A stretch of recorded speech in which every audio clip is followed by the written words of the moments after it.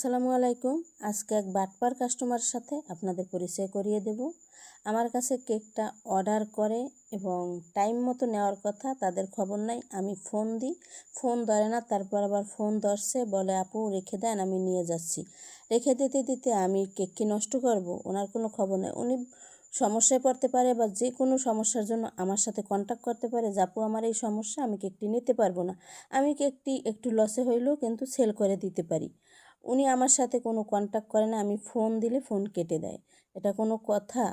বাটপাড়ির একটা লিমিট থাকে। ভাই আমরা তো কষ্ট করে বানাইছি, এই কেকটা বানাতে কি আমার কষ্ট হয় না? আমার লস হয় না? ওনাকে আমি বলছি কেকটা না নিলে বলে দেন, কয় না আমি কেক নিবই। যাই হোক, পরে আমি কি করব, ওনার কোনো খবর না পেয়ে আমি অনলাইনে একটা পোস্ট করি এবং এক রেগুলার আপু কেকটা আমার নিয়ে যায়।